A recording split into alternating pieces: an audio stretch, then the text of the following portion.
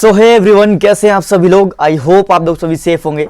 So guys, जैसा कि मैंने आप लोगों को प्रॉमिस किया था कि मैं बहुत ही जल्द क्लास 11th की अकाउंटेंसी की क्लासेस लेकर आने वाला हूं। So this is the first video for you guys.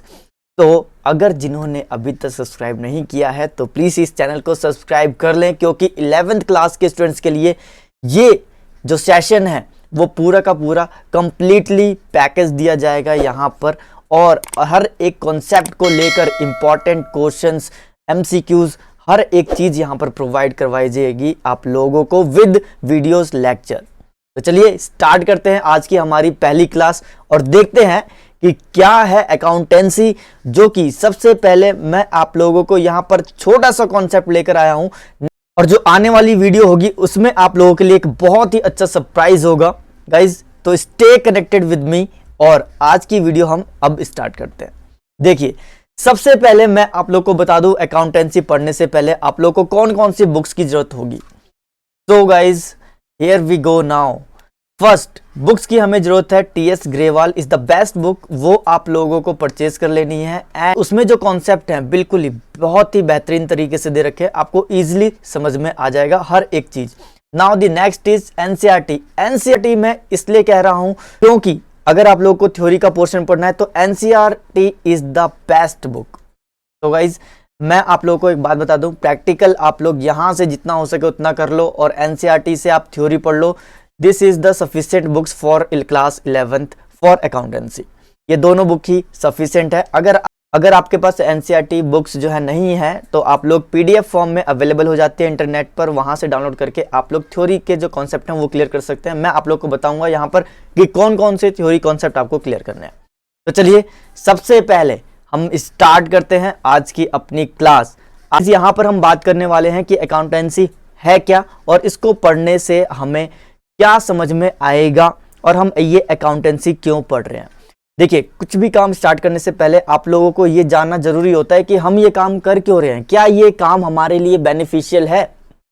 तो गाइज आप लोग कॉमर्स के स्टूडेंट हैं, आप लोगों ने कॉमर्स स्ट्रीम इसीलिए ली है कि कोई कल को चार्टर्ड अकाउंटेंट बनेगा, कोई सीएस, कोई सीएमए एंड कोई बैंकिंग फील्ड में जाएगा। ये सारे क्राइटेरियाज हैं जो कि आपको सिलेक्ट करने हैं आगे। तो यहाँ पर हम चलते हैं। सबसे पहले हमारे पास first you should know that, पहले तो आप लोगों को पता होना चाहिए कि accountant not work only to record the financial transactions. Accountant का जो काम होता है सिर्फ फाइनेंशियल ट्रांजैक्शंस को रिकॉर्ड करना नहीं होता। अच्छा, तो सबसे पहले क्या हमें ये जान लेना जरूरी है? जी हाँ, बिल्कुल आप ये जान लो, माइंड में फिट कर लो इसे कि अकाउंटेंट का जो वर्क है वो सिर्फ और सिर्फ फाइनेंशियल ट्रांजैक्शंस को रिकॉर्ड करना नहीं है। अच्छा, फाइनेंशियल ट्रांजैक्शन को रिकॉर्ड नहीं करना है तो क्या काम है उसका? गाइस, सबसे पहले मैंने यहां पर अकाउंटेंट की बात क्यों की है, क्योंकि जब आप इसका मतलब समझ जाओगे आगे अकाउंटेंसी समझने में बहुत ही आसानी होगी। तो चलिए बढ़ते हैं आगे। सबसे पहले मैं आप लोग को बता दूं कि इस चैप्टर को पढ़ने का लर्निंग ऑब्जेक्टिव क्या है। बेसिकली देखा जाए तो हमें मीनिंग जो है अकाउंटिंग का वो पता लग जाएगा। It means state the meaning and the need of accounting. Accounting की क्यों जरूरत होती है और अकाउंटिंग का मीनिंग क्या है, ये हमें यहां से पता लग जाएगा। Now discuss accounting as a source of information. हम जो है अकाउंटिंग को एक इंफॉर्मेशन सोर्स की तरह यूज कर सकते हैं, ये ध्यान रखना। Next, identify the internal and external users of accounting information. Accounting information को कौन कौन यूज कर सकता है, इंटरनल यूजर्स या फिर एक्सटर्नल यूजर्स, मैं आप लोग को बताऊंगा। सेपरेटली कॉन्सेप्ट बना हुआ है इसके ऊपर। तो आगे चलते हैं। Explain the objective of accounting. Objective क्या है अकाउंटिंग का, ये भी हम पढ़ेंगे। Describe the role of accounting. Role क्या है अकाउंटिंग का, ये भी इंपॉर्टेंट क्वेश्चन बन जाता है यहाँ पर, ठीक है, तो ये पढ़ेंगे हम। And the last is explain the basic terms of used in accounting. और अकाउंटिंग में कौन कौन से ऐसे टर्म्स हैं जो कि यूज किए जाते हैं, हम ये यहाँ पर पढ़ने वाले हैं। तो चलिए बिना किसी देरी के स्टार्ट करते हैं हमारी फर्स्ट स्लाइड। देखिए, over the centuries accounting has remained confined to the financial record keeping function of the accountant. जैसा कि मैंने आप लोगों को पहले ही बताया था कि माइंड में ये फिट कर लेना बात कि अकाउंटेंट का जो काम है वो सिर्फ फाइनेंशियल रिकॉर्डिंग करना ही नहीं है। वही यहाँ पर बात आ रही है कि आप सदियों से सुनते हुए आ रहे हो कि अकाउंटेंट का क्या काम है, फाइनेंशियल ट्रांजैक्शंस को रिकॉर्ड करना। Today's rapidly changing business environment, जैसे कि बिजनेस एनवायरनमेंट चेंज हो रहे हैं, हैज फोर्स द अकाउंटेंट को फोर्स करता है कि रीअसेस करो अपने रोल्स को, ठीक है, और भी काम करो ऑर्गेनाइजेशन में, not for the organisation only, for the society as well.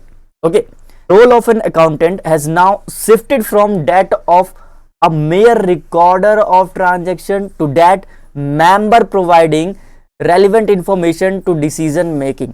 यानी कि अकाउंटेंट जो है वो अकाउंटेबल होगा फॉर द डिसीजन मेकिंग के लिए, यानी कि आपको डिसीजन मेकिंग के पर्पज से भी काम करना है।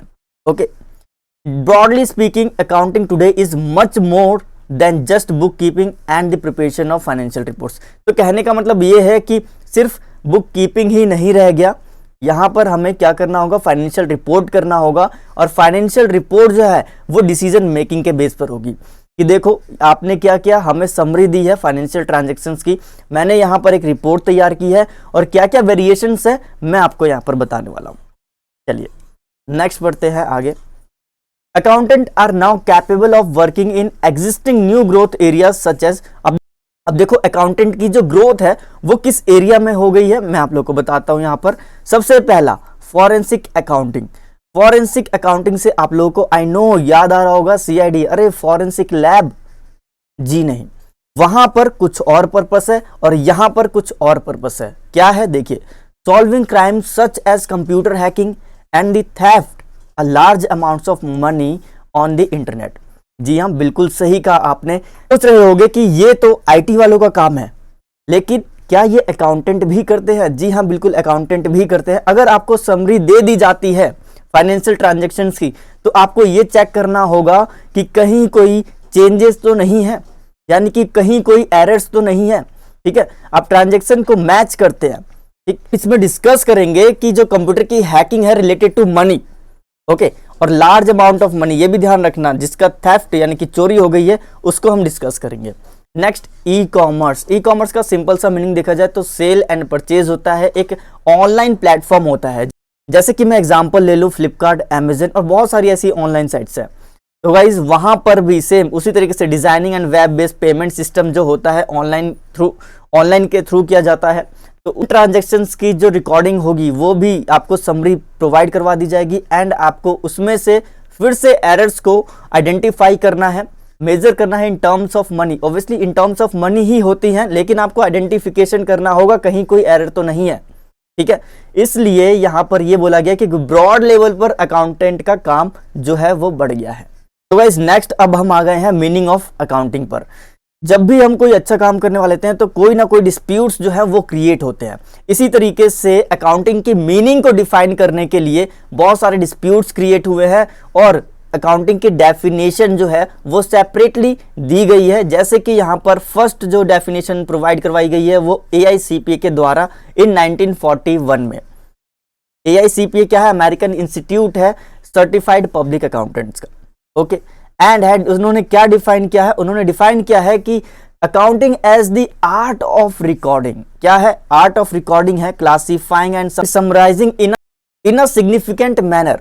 देखिए यहां पर क्या बोल रहा है कि जो फाइनेंशियल ट्रांजैक्शंस हैं उनकी जो रिकॉर्डिंग करनी है या फिर क्लासिफाइंग करनी है या समराइजेशन करना है उनको बहुत ही अच्छे तरीके से, जिससे कि अंडरस्टैंडेबल हो, ठीक है। और वो क्या होना चाहिए? वो इन टर्म्स ऑफ मनी होना चाहिए। सबसे पहली बात तो ये ट्रांजैक्शन एंड इवेंट्स जो है वो इन टर्म्स ऑफ मनी होना चाहिए। बहुत ही इंपॉर्टेंट वर्ड है ये, ठीक है। इसी वर्ड के ऊपर जो है अकाउंटिंग की मीनिंग बनी है।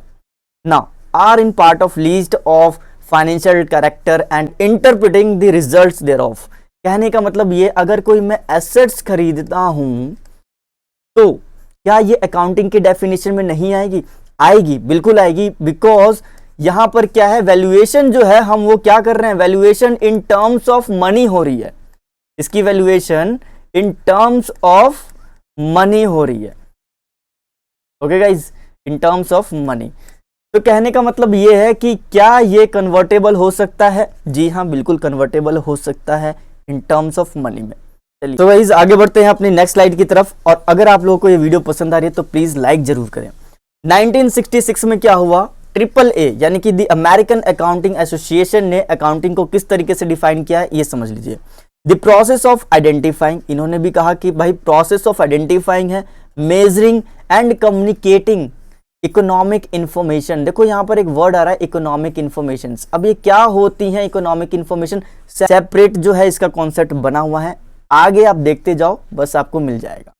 Next, to permit informed judgements and decisions by users of information.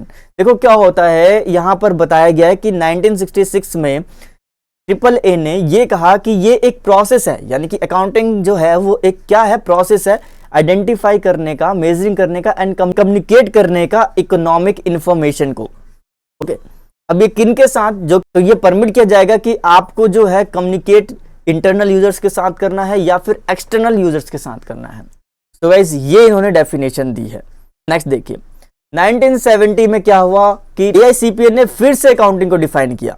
उन्होंने कहा, इन्होंने एम्फेसाइज किया, यानी कि इन्होंने जोर दिया कि जो the function of accounting, accounting का जो काम है is to provide quantitative information. Obviously यहां पर देखो क्वांटिटेटिव इंफॉर्मेशन ही तो प्रोवाइड करना है। अगर मैं इन टर्म्स ऑफ मनी में बात कर रहा हूं तो सिंपल सा अंडरस्टैंडेबल है कि ये क्वांटिटेटिव इंफॉर्मेशन होगी। प्राइमरली फाइनेंशियल इन नेचर होनी चाहिए, about economic entities that is intended to be useful in making economic decisions. वो सारी फाइनेंशियल ट्रांजैक्शन जो कि इकोनॉमिक डिसीजन लेने में हेल्प करे। गाइज यहां पर आ रहा है कि अकाउंटेंट का जो काम है सिर्फ फाइनेंशियल ट्रांजैक्शंस को रिकॉर्ड करना ही नहीं, डिसीजन मेकिंग भी है। ओके, नेक्स्ट देखिए, accounting can be therefore be defined. अब जो है फाइनली यहां पर हमें अकाउंटिंग की डेफिनेशन मिल गई है। देखिए गाइज यहां पर मैं आप लोगों को बता दूं कि MCQs के पर्पज से आप लोगों से क्वेश्चंस पूछे जा सकते हैं कि 1966 में किस तरह से डिफाइन किया गया था अकाउंटिंग को, या फिर 1941 में किस तरीके से, या फिर 1970 में किस तरीके से अकाउंटिंग को डिफाइन किया गया था। फाइनली हमारे पास है अकाउंटिंग की definition. Accounting can thereof be defined as the process of identifying, measuring, recording and communicating the required information। ठीक है, उस इंफॉर्मेशन को कम्युनिकेट करना, इंफॉर्मेशन को आइडेंटिफाई करना, मेजर करना, उसको रिकॉर्ड करना, रिलेटिंग टू, जो कि रिलेट होनी चाहिए किससे, इकोनॉमिक इवेंट्स से। ये इकोनॉमिक इवेंट्स बार बार आ रहा है, ये इकोनॉमिक इवेंट्स क्या होता है गाइज, 2 मिनट और वेट कर लो, आगे स्लाइड में इसका सेपरेट कॉन्सेप्ट है यहां पर। Of an organisation to the interested users of such information. चलिए आगे बढ़ते हैं। अब देखो गाइज, मैंने आप लोगों से कहा था कि 2 मिनट वेट कर लो और आपके सामने economic events, identification, measurement, recording and communication, organisation, interested users of information. अभी इंटरेस्टेड यूजर्स में आपके दोनों ही आ जाएंगे, internal as well as external. Okay, तो मैंने क्या कहा था, we must understand the following relevant aspect of the definition. जो भी रेलिवेंट एस्पेक्ट थे उस डेफिनेशन को लेकर मैं यहां पर लेकर आ गया हूं। ठीक है, तो चलिए पढ़ते हैं सेपरेटली। सबसे पहले इकोनॉमिक इवेंट्स के बारे में। इकोनॉमिक इवेंट्स क्या होते हैं? इकोनॉमिक इवेंट्स, आप माइंड में एक बात ध्यान रखना, कोई भी इवेंट हो, वेदर आप रिलेटेड टू प्रोडक्ट कर रहे हो या सर्विसेज कर रहे हो, इन टर्म्स ऑफ मनी होना चाहिए गाइस, वही इकोनॉमिक इवेंट्स होगा, बस दैट्स इट। तो यहां पर देखो, all the events which can be measured in terms of money are classified as economic events and are recorded in the financial statement. जैसा मैंने कहा बिल्कुल सेम वैसे ही बताया गया यहां पर। Now it includes all events like purchase of materials, sales of goods, acquisition of machinery। मैंने मशीनरी का example, machinery is an assets. Okay, ये एक एसेट्स है, ठीक। तो एसेट्स को लेकर मैंने आपको पहले ही बता दिया कि किस तरीके से वैल्यूएशन होगी इन टर्म्स ऑफ मनी में। Now which are measured in monetary terms and are recorded in financial statement. तो आई होप गाइज आप लोगों को समझ में आ गया होगा कि इकोनॉमिक इवेंट्स जो हैं वो क्या होते हैं। और अगर आप लोगों को अच्छे समझ में आ रहा है तो लाइक करो, कमेंट में आप अपने डाउट्स जो हैं वो क्लियर कर सकते हैं। चलिए आगे बढ़ते हैं अब हम अपने ऑर्गेनाइजेशंस पर। ऑर्गेनाइजेशन क्या होता है? It refers to a business enterprise whether for profit or not for profit motive. बड़े ध्यान से समझना इस चीज को कि ऑर्गेनाइजेशन ना 2 तरीके की होती है। एक होता है प्रॉफिट मेकिंग और एक होता है नॉट फॉर प्रॉफिट मेकिंग। यानी कि एक ऑर्गेनाइजेशन प्रॉफिट को कमाने के लिए चल रही है और एक प्रॉफिट को ना कमाने के लिए चल रही है। जैसे कि मैं एग्जांपल दूं आप लोगों को, एयरटेल जो कि हम सब यूज करते हैं गाइज, ये है प्रॉफिट मेकिंग। और मैं आप लोगों को नॉन प्रॉफिट मेकिंग के लिए बता दूं तो चैरिटेबल ट्रस्ट हो गए, ठीक है। ये जो चैरिटेबल ट्रस्ट होते हैं ये नॉन प्रॉफिट मेकिंग होते हैं, ओके। इस 12th में सबसे पहला जो चैप्टर है वो है आपका NPO, not for profit making organisation, ठीक है, ध्यान रखना। तो उसी तरीके से यहाँ पर ये एग्जांपल्स आ जाते हैं कि चैरिटेबल ट्रस्ट हो गया, कोई टेम्पल्स हो गए, कोई हॉस्पिटल हो गया जो कि सोशल वेलफेयर के लिए काम कर रहे हैं। तो these all are the not for profit motive. और ये हमारा एयरटेल है, वोडाफोन है, आइडिया है, या फिर जो मैं लैपटॉप यूज कर रहा हूँ डेल हो गया या फिर लेनोवो हो गया, ये सब क्या है, ये सब प्रॉफिट मेकिंग ऑर्गेनाइजेशंस हैं। नाउ नेक्स्ट देखिए यहाँ पर information to users. Many users need financial information to make important decision. देखो जो भी यूजर्स हैं ऑर्गेनाइजेशन में, चाहे वो इंटरनल हो चाहे वो एक्सटर्नल हो, हर एक किसी को रिक्वायरमेंट है कि वो उस ऑर्गेनाइजेशन की फाइनेंशियल इंफॉर्मेशन को देखे कि आखिर ये जो ऑर्गेनाइजेशन है उसकी फाइनेंशियल पोजीशन कहाँ है, वो अच्छे से प्रॉफिट कमा रही है या नहीं कमा रही है, ये सभी को पता होना चाहिए। तो यहाँ पर जो यूजर्स हैं वो कौन कौन है यहाँ पर देख लीजिए। These users can be investors, creditors, labour unions, trade association etcetera. इन सब को ऑर्गेनाइजेशन की फाइनेंशियल इंफॉर्मेशन के बारे में पता होना चाहिए, ओके। चलिए नेक्स्ट बढ़ते हैं आगे। नेक्स्ट है हमारे पास identification. It implies determining what transaction are to be recorded. बहुत ही सरल भाषा में यहां पर आपको समझा दूं मैं कि आइडेंटिफिकेशन का मतलब होता है कि कौन सी ट्रांजैक्शन जो है वो रिकॉर्ड करी जाए। तो माइंड में क्लिक हो रहा है ना कि इन टर्म्स ऑफ मनी होनी चाहिए, बस। एग्जाम्पल क्या है, items of financial character are to be recorded. Financial character होना चाहिए, फाइनेंशियल कैरेक्टर का मतलब in terms of money. Next, for example goods purchase for cash और on credit will be recorded. एक बात बताओ, आपने कैश परचेज किया, ठीक है, इन टर्म्स ऑफ मनी है, आपने क्रेडिट परचेज किया, क्या वो इन टर्म्स ऑफ मनी नहीं है? आज नहीं तो कल तो पैसा आपको मिलेगा, ठीक है। तो क्या है ये, इस तरीके से आप आइडेंटिफिकेशन कर सकते हैं कि जो ट्रांजैक्शन है वो क्या होनी चाहिए, फाइनेंशियल कैरेक्टर होना चाहिए उसका। Items of non financial character. अब देखिए यहां पर फाइनेंशियल कैरेक्टर और यहां पर non financial character.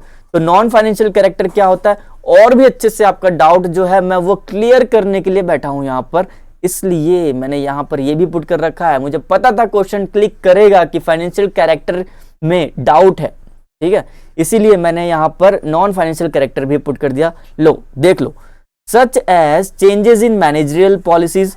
Managerial policies में चेंजेस कर दिए, ये क्या फाइनेंशियल कैरेक्टर है? क्या ये इन टर्म्स ऑफ मनी हो सकता है? अरे भाई रूल्स रेगुलेशन चेंज कर दिए, ये कौन सी फाइनेंशियल ट्रांजैक्शंस हो गई? तो गाइस बस इतना ही आपको आइडेंटिफाई करना है कि फाइनेंशियल कैरेक्टर का है या नहीं, या फिर नॉन फाइनेंशियल कैरेक्टर है, बस दैट्स इट। एमसीक्यूज में डायरेक्ट क्वेश्चन बन जाएगा। यहां से आगे बढ़ते हैं।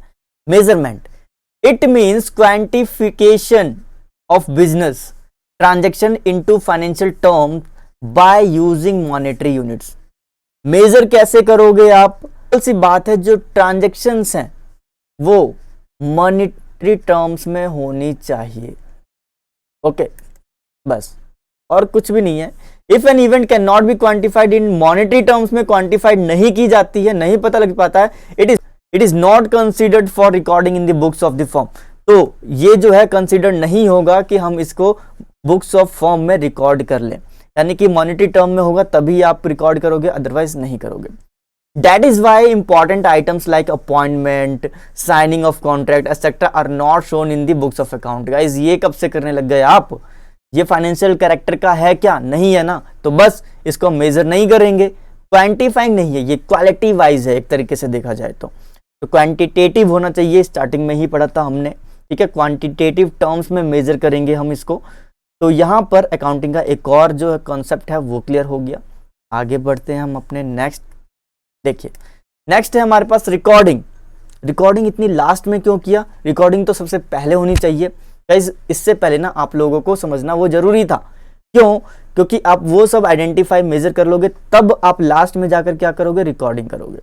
रिकॉर्ड करोगे आप अपनी बुक्स ऑफ अकाउंट्स में क्या, having identified and measure economic events को आप आइडेंटिफाई कर लिया, मेजर कर लिया इन फाइनेंशियल टर्म्स में, these are recorded in the books of account in monetary terms date wise.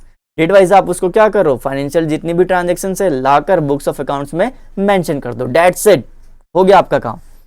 आगे बढ़िए, आगे है अब आपने क्या करी, फाइनेंशियल ट्रांजैक्शन को रिकॉर्ड कर लिया। लो जी आओ डिस्कस करते हैं, मीटिंग बुलाते हैं और क्या डिसीजंस लेते हैं, ये सब हम यहाँ पर डिस्कस करेंगे। Now communication, the economic events are identified, measure and recorded in such manner that necessary information is generated and communicated in certain form to management and other internal and external users of information। मैंने आप लोगों को कहा था कि कोई भी financial transaction जब हम आइडेंटिफाई कर लेंगे, मेजर कर लेंगे, रिकॉर्ड कर लेंगे तो उसको कम्युनिकेट करना बहुत ही जरूरी है। किसके साथ, इंटरनल यूजर्स के साथ as well as external users के साथ भी। अगर एक बात बताओ, एक्सटर्नल यूजर्स हैं जैसे कि इन्वेस्टर आपकी कंपनी में क्यों इन्वेस्ट करेगा, क्योंकि वो देखेगा कि आपकी फाइनेंशियल पोजीशन जो है वो बहुत ही हाई है, ठीक है। और इन्वेस्टर को क्या करना है, इन्वेस्ट करके उसको प्रॉफिट अर्न करना है, तभी वो आपकी कंपनी में क्या करेगा, इन्वेस्ट करेगा। इसलिए कम्युनिकेशन जो है होना बहुत ही जरूरी है, ठीक है। इंफॉर्मेशन जो है इंटरनल यूजर्स को प्रोवाइड करवानी जरूरी है और एज वेल एज आपको एक्सटर्नल यूजर्स को भी प्रोवाइड करवानी जरूरी है। The financial information is regularly communicated through accounting reports। Accounting reports दे दी जाएगी, आप उसके थ्रू समझ लो, बस बात खत्म। चलिए नेक्स्ट आते हैं। नेक्स्ट देखिए, इंटरनल यूजर्स कौन होते हैं ये internal users, these are the parties who have directly involve with the management and working of or the organisation. जो मैनेजमेंट में इन्वॉल्व होते हैं और ऑर्गेनाइजेशन में काम करते हैं वो होते हैं इंटरनल यूजर्स। ओके, समझ में आ गया, रोंगटे खड़े हो गए होंगे आपके ये सुनकर, ठीक है। आई नो एनर्जी लेवल बहुत हाई होना चाहिए जिससे कि माइंड जो है ना एकदम एक्टिव होकर काम करे। They work with the organisation and have the power to influence the working of organisation. Simple सी बात है, वो क्या करेंगे, इन्फ्लुएंस करेंगे अपने काम को लेकर, ऑर्गेनाइजेशन की तरक्की के लिए काम करेंगे। Okay, for them to accounting is a source of information. ये तो हम शुरू से पढ़ते आ रहे हैं कि अकाउंटिंग क्या है, एक सोर्स की तरह काम करेगा इंटरनल यूजर्स के लिए। Internal users include owners, partners, directors, managers and employ. ये सब इंटरनल यूजर्स हैं। ओके, और ये आप प्लीज समझ जाओ ना कि जो ओनर होगा वो कहाँ काम करेगा, पार्टनर कहाँ काम करेगा, डायरेक्टर कहाँ काम करेगा, मैनेजर कहाँ काम करेगा। तो ये सब क्या है, इंटरनल यूजर्स हैं। नेक्स्ट देखिए यहाँ पर external users.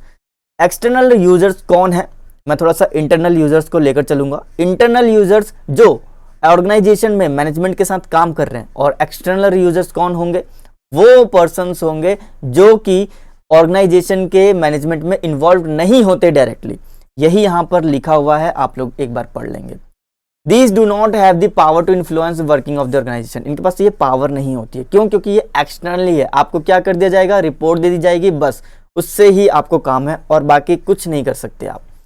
Such users include investors, creditors, suppliers, customers, bank, financial institution. ये सब मैंने आप लोगों को बताया था पहले, ठीक है। तो आई होप गाइज आप लोगों को क्लियर हो गया होगा। एंड गाइज अगर ये वीडियोस अच्छी लग रही हैं तो प्लीज लाइक जरूर करें, कमेंट में जरूर बताइए कि कैसी लगी आपको ये वीडियो। इसके नोट्स जो हैं आपको वीडियो को पॉज करके अपनी नोटबुक में तैयार कर लेने हैं। डोंट वरी, आगे भी ऐसे ही फुल एनर्जी के साथ जो है क्लासेस चलेंगी। लास्टली अगर आप इस चैनल पे नए हैं तो आई होप आप लोगों ने सब्सक्राइब कर लिया होगा, नहीं किया तो जल्दी कर लो, क्योंकि ऐसे ही बेनिफिट्स लेने के लिए आप लोगों को सब्सक्राइब करना बहुत जरूरी है। और बेल आइकन को भी प्रेस कर दो जिससे कि सबसे पहले नोटिफिकेशन आपके पास पहुंच जाए। तो guys thank you so much for watching my videos, all the best.